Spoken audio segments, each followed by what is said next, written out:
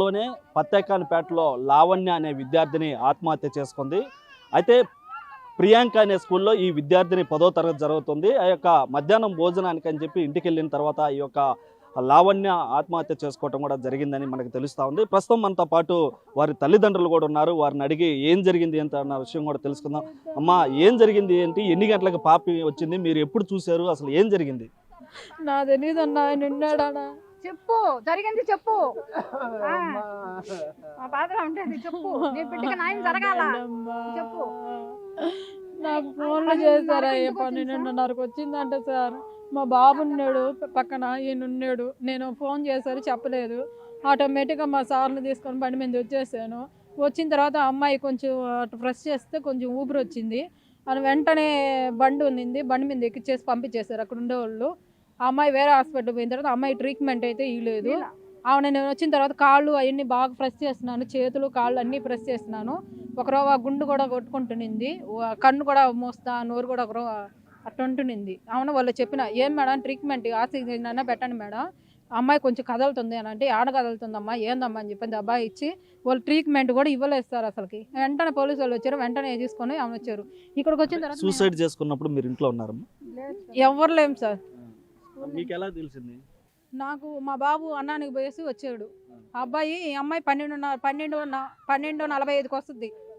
ఈ అబ్బాయి 10 నిమిషాల్లో వచ్చేస్తాడు. ఈ అబ్బాయి అంటే 10 నిమిషాల్లోనే ఇది జరిగింది. 5 నిమిషాలే తోడు. 5:50 కల్లా 12:50 కల్లా వచ్చేస్తాడు ఈ అబ్బాయి. ఒక 5 నిమిషాల్లో ఇంకా అబ్బాయి చూసే లోపల ఏం అర్థం కాదు అబ్బాయికి. వాళ్ళ డాడీకి ఫోన్ చేసాడు, వాళ్ళ డాడీ వచ్చాడు, తర్వాత నాకు కాల్ చేసి నేను వచ్చాను. అదే సార్ జరిగింది. వాళ్ళైతే మార్చికి ఎవరు తీసుకొచ్చారమ్మా? పోలీసు వాళ్ళే మమ్మల్ని అసలు ఒక 5 నిమిషాలు కూడా ఆగల. నేను ఆపినా కానీ ఆగల. వాళ్ళు హాస్పిటల్లో నుంచి కూడా వాళ్ళే ఉన్నారు. మమ్మల్ని అమ్మిడికి కూడా మానేయకుండా చేశారు. నేను గొడవ వేసుకున్న తర్వాత లోపల పంపించారు తల్లిని. అప్పటికి కూడా అమ్మాయికి ఎన్ని చేసిన తర్వాత కూడా సృగలోకి వస్తుంది, కానీ వాళ్ళు ట్రీట్మెంట్ ఇలా ఏమి లేదమ్మా అని చెప్పని దబాయిచ్చి ఇది అదే అని చెప్తున్నారు. ఇప్పుడు కూడా అమ్మాయి కొన ఊపిరి ఉంది. స్కూల్ నుంచి వచ్చిన తర్వాత జరిగింది అంటున్నారు. స్కూల్లో ఏదన్నా జరగటం కానీ, ఏమన్నా మీతో పాప మాట్లాడటం కానీ, రాత్రి కానీ ఉదయం కానీ ఎప్పుడైనా? రాత్రి అయితే ఏం అనలేదు సార్. పొద్దున్న కూడా బాగానే పోయింది అమ్మాయి. స్కూల్లోనే ఏం జరిగిందో అర్థం కాలేదు. ఇప్పుడు సార్ ఏమంటారు? మీకు ఎలా తెలిసింది? ఇంతకు ముందు కూడా వాళ్ళ బంధువులు అంట, డైకట్ ఉంటాడు పిల్లడు బంధువులు అంట. ఇంతకు ముందు ఫేస్బుక్ లో ఐ లవ్ యూ లావణ్ అని చెప్పి పెట్టాడు. 2 రోజులు స్కూల్కి వెళ్ళాను నేను. మీ క్లాస్లో ఈ విధంగా మీ పిల్లోడు ఇట్లా చేస్తుంటే ఎందుకు పట్టించుకోలేదు మీరు ఫోన్ అని అడిగాను. నేను క్లాస్కి వచ్చి నేను వచ్చి అడుగుతానంటే 2 రోజులు పోయినా. 2 రోజులు లేడు క్లాస్లో వెళ్ళిపోయాడు. నేను అక్కడి నుంచి స్టాఫ్ నడితే సార్ లేడు, సార్ వచ్చినప్పుడు రాండి అని చెప్పాడు. తర్వాత ఆయన నాకు ఫోన్ చేసిందిలే.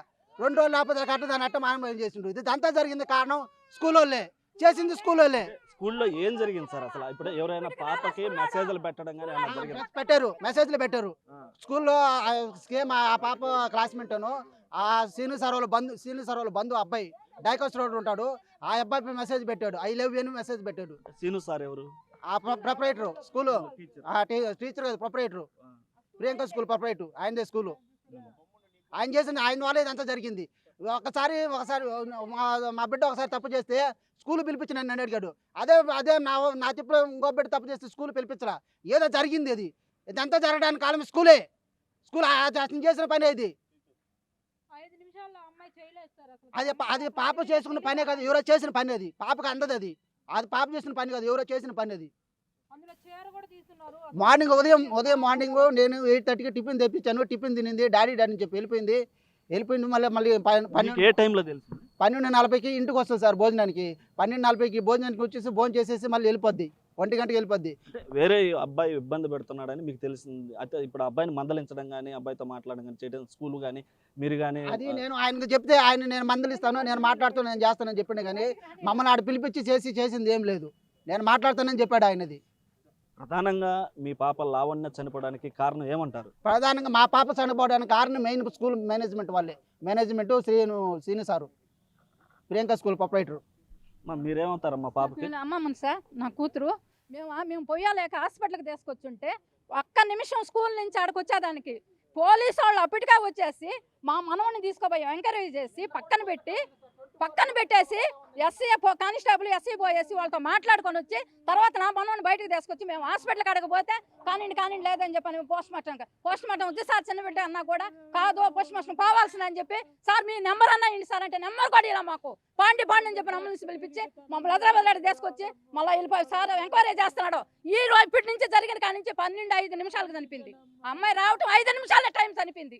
ఇప్పటికి వచ్చి స్కూల్ వాళ్ళు ఏం జరిగింది ఏందని ఇప్పటికల్లా 1 నిమిషమే. రవీంద్రబాతి పక్కనే స్కూల్ హాస్పిటల్ పేరేందమ్మా ఆ హాస్పిటల్ కాడికి స్కూల్ ఆయన రాలా చేయలే. స్కూల్ వాళ్ళకుండా నా బిడ్డ అన్యాయం అయింది. ఈ పరపతి ఎవరికి చేస్తున్నాడు ఏమో న్యాయం చేశాడు. ఆ హాస్పిటల్ అసలు ట్రీట్మెంట్ ఇలే సార్. మేము పోయి ఒత్తుకొని గుండెత్తి అది ఇదొత్తి చేసినా కూడా స్కూల్ వాళ్ళతో మాట్లాడడం జరిగింది. ఏం లేదు సార్, అసలు వాళ్ళు అసలు రానే లేదు.